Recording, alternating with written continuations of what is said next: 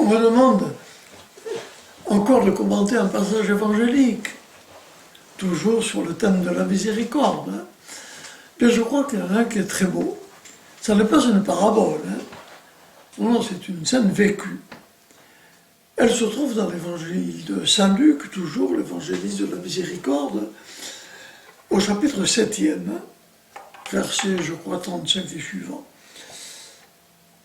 Jésus avait été invité par un pharisien, Simon, le lépreux. Avait-il contracté un début de lèpre?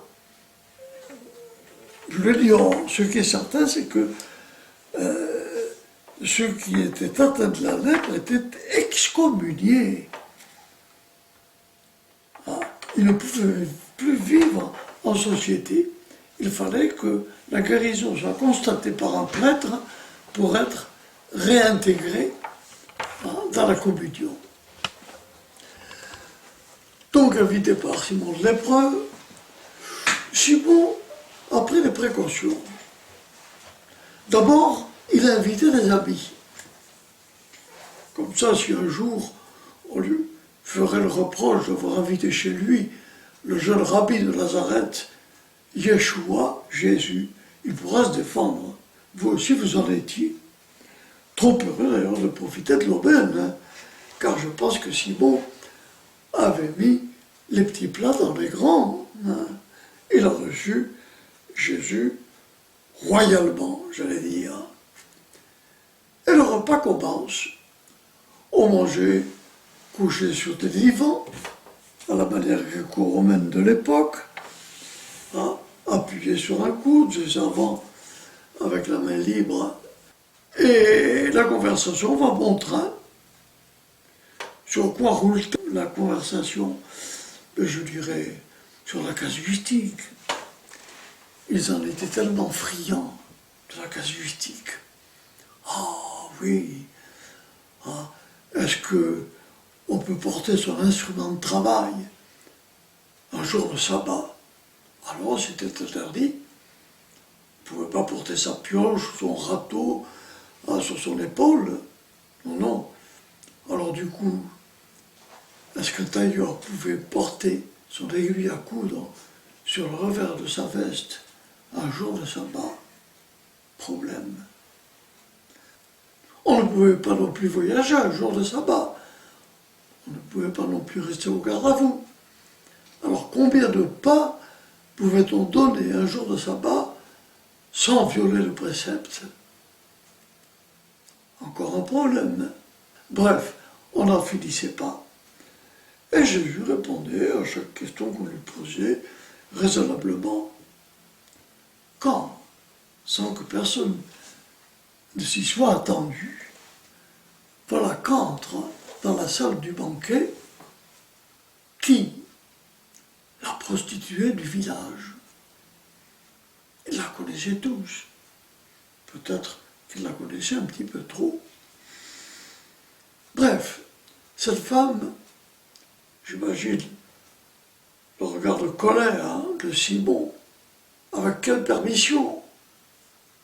Cette femme qui vient souiller sa maison,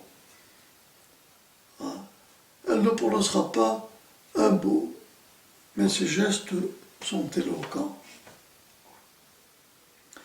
Elle va s'agenouiller aux pieds de Jésus. Elle va les inonder de ses larmes. Elle va détacher sa chevelure et essuyer les pieds de Jésus avec ses cheveux. Je me suis longtemps demandé ce que pouvait signifier cet acte. Et je crois que j'ai compris. Vous savez que Saint Luc recommande aux baptisés EES, aux femmes qui ont reçu le baptême, de se présenter à un public dévoilé. Mais pourquoi? Parce qu'à cette époque-là, les femmes, toujours, apparaissaient en public avec la tête voilée. Et n'oublions pas non plus que dans ce pays, à l'époque, une femme dévoilée c'était un signe. Le signe de ces femmes qui portent des décolletés un petit peu trop provocants ou des ultra-mini-jupes. Eh oui. Et alors quoi? Eh bien, c'était reconnaître sa condition. Elle essuyait les pieds de Jésus avec ses cheveux en signe de pénitence et de contrition. Et pendant ce temps-là, le pharisien se pousse du coude. Ça, un prophète, enfin, à sa dégaine, il aurait dû se rendre compte.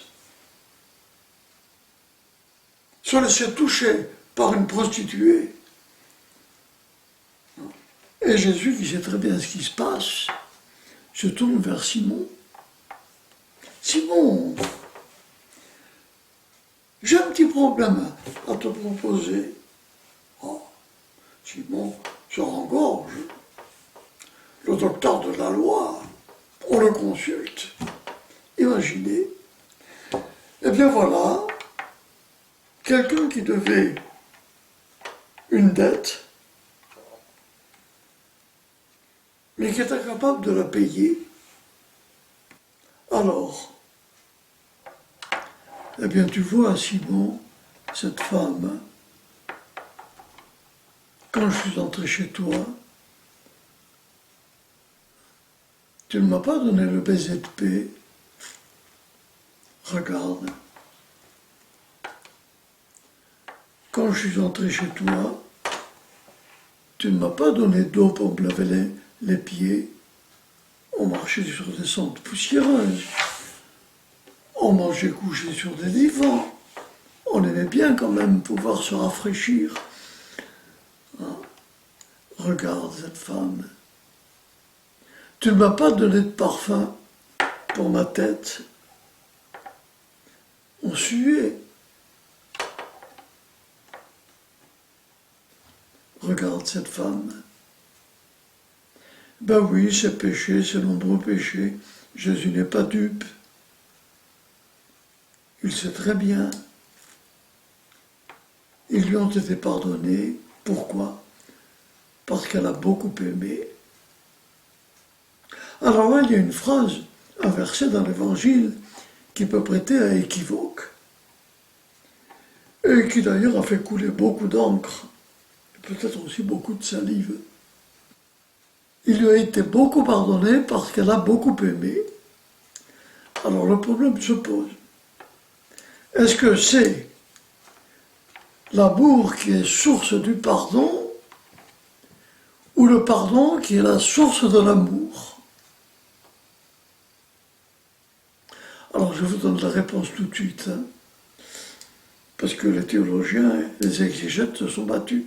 Non, il n'y a pas de doute. Grammaticalement, il est certain que c'est l'amour qui est la source du pardon.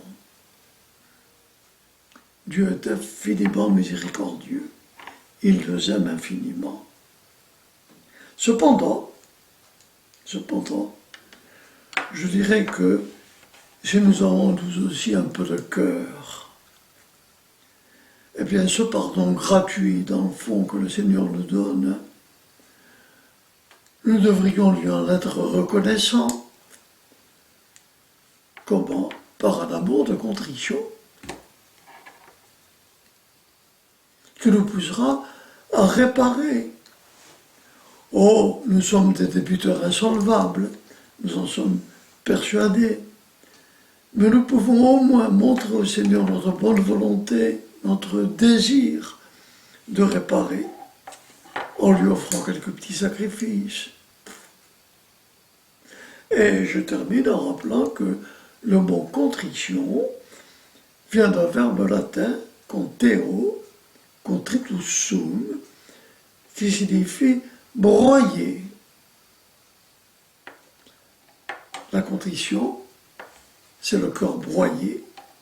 Et le psalmiste nous dit que Dieu ne méprise pas un cœur humilié et contrit. Amen.